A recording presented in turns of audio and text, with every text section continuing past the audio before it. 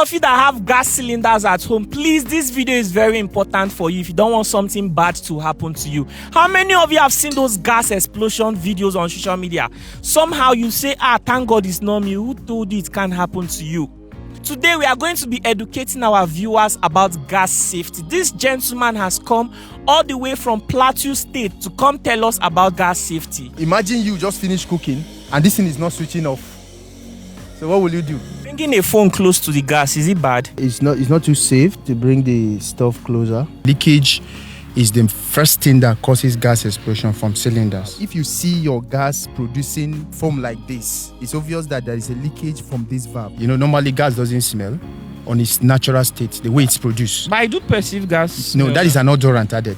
Well, another way to detect gas leakage is through the smell. I remember a man came to refill gas and he told me he has been using his gas since 1985. I was not born then. He's sitting on a time bomb. Mr. Linus, it seems you know so much about gas safety. Can you tell us about yourself? Who are you? And what do you do for a living? My name is Linus Idoko Ejembi.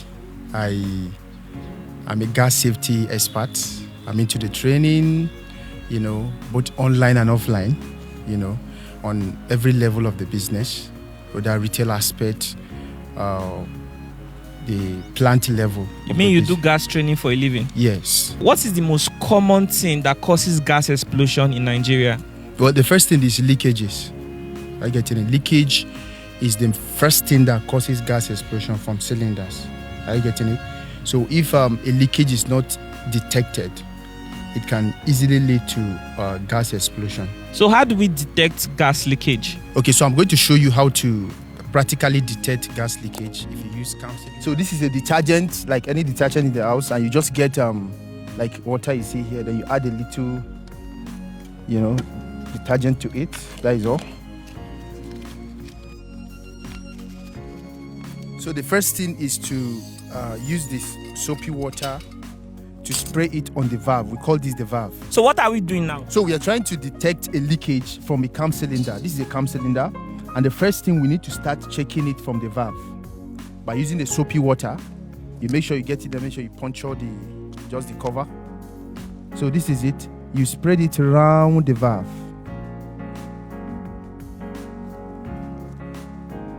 Now it is obvious, as you can see, the leakage here is producing foam. It's obvious that there is a leakage from this valve. If you see your gas producing, you know, a foam like this around the valve, that means your gas is leaking. What if it's the soapy water? Sir? No, it's not the soapy water. You understand? Now let's use this as another example. Let's spray water around the valve and see. This is a 12.5 cylinder. Now just check the difference here.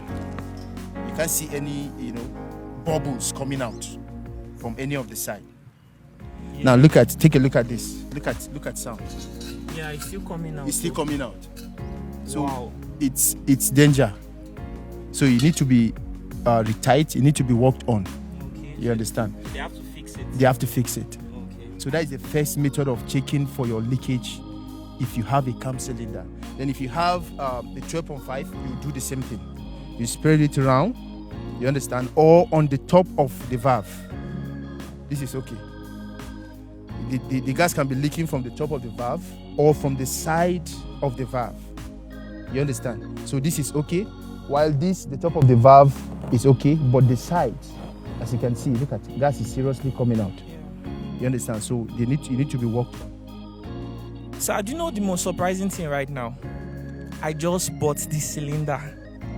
This cylinder, I just bought it. It's new. So what this is even trying to tell us is that some of the cylinders we buy may not even be original, because why would something new be leaking? That is a problem. You see, the problem is the first place that should check this is where you refill it. I think the fault is coming from there first. So the gas plant you refill it are supposed to detect this leakage before even giving you out. So when we are talking about safety, it starts from the gas plant where you refill. You understand? So what he's trying to say is, if you go fill your gas, those gas people are supposed to check if the cylinder is leaking. if they find out that the cylinder is leaking, they are supposed to help you fix it. Sure. This should be fixed in a gas plant. But these days, we see a lot of people going into the business of starting out their gas refill business. But they are not so educated to know how to do these things. And because of that, their customers will suffer. So I just hope that those of you watching, where you go to refill your gas, they are educated enough to do all these checks for you. Do gas cylinders get expired? Yes, they do get expired. How do I confirm if my gas cylinder is expired or close to expiry? There are cylinders that they will write the expiry date directly, but it is not specific. Like for instance, if a cylinder is written expiring date as 2025, for instance, and it was produced 2010, between 10 years it should expire. Making instance now. Now imagine that the usage of the cylinder starts in 2015. You should know that within that 5 years, the cylinder have not been used, so it's not necessarily expired. But the thing here is going to recheck it. Are you getting it? You will see on the cylinder it is written last tested.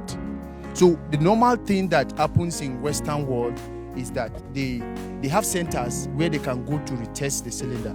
So according to the Standard Organization, what is actually required is when you check the last tested date on your cylinder, you see the last tested. There are some you will see the month and the year. The month can come in alphabet. You understand? You will see a number from A to D. A is the first quarter from January, Feb to March.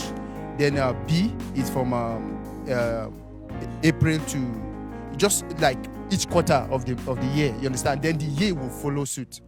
So for instance, if it is A20, like A98, that is to tell you that as of January to March of that 1998, your cylinder should be due for a retesting. That was the last time they tested. So it is advisable that from that 1998, according to the Standard Organization, add 15 years to it. Because a cylinder should be used for maximum of 15 years. Then it should be taken for a recheck. But unfortunately, in our country, we don't have centers where people can go and check the integrity of their cylinders. Do you understand? Our government needs to come in with that by producing centers. Just imagine in the whole of this country, there is no anywhere people can. We have hospitals that people can go check their body, but cylinders, people produce cylinders, that are not approved by Standard Organization, entering the market. Are you getting it? So from that time, back to your question, you should be taking for a retest, whether you should continually use it or not. Do you understand?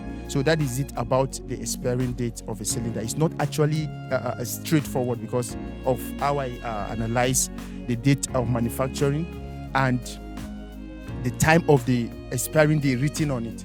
But the major thing here is going for a retesting of the cylinders. Very, very important. Wow. How many of you already knew about something like this? This is information that I never even knew about, to be honest.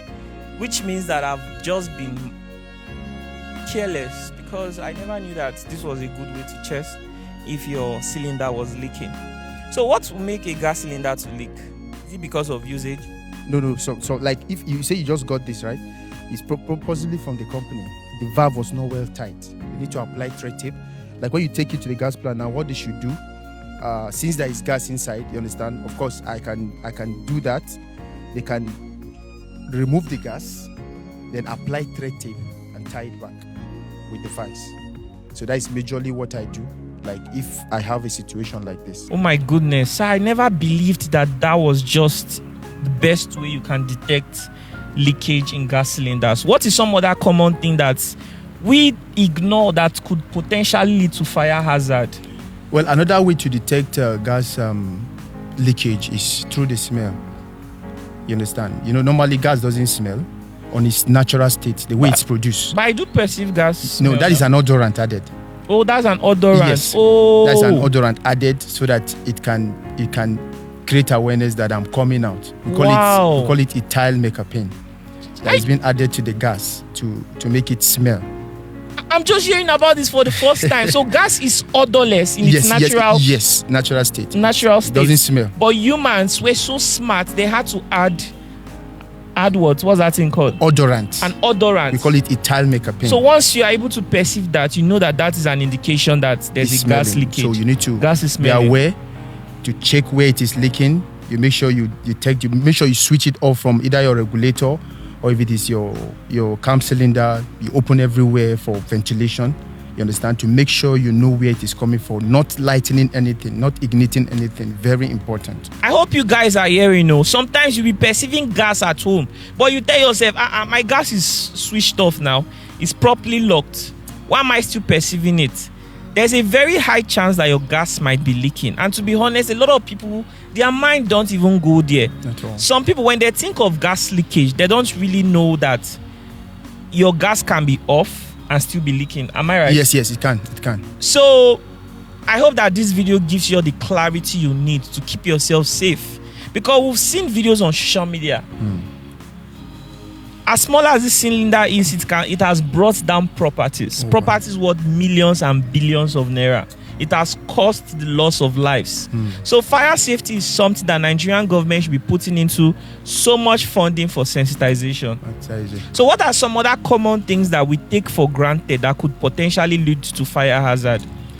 Well, the thing is that a lot of people there are unsafe acts. People act unsafely in handling gas. Like just on Saturday that just passed, a customer of mine nearly could have had a fire explosion. You understand? And what was a mistake? When she called me, I have to go down to see the event, to see what really happened, because I always teach these things on social media. So she called me. I was like, Linus, I would have been dead by now. I said, what happened? Our gas caught fire just this Saturday. And she didn't know what to do. Yes. Now, it was her mistake. She had this charcoal fire in the kitchen. Do you understand? Then she went to refill her gas, but the charcoal was not that burning. It was just almost dying off. So on coming back, she never knew there's still fire left in that charcoal. So she was trying to tie a regulator on her cylinder. And when you're tying it, some gas will escape. Thank you very much. Gas will be coming out. So in the process of trying to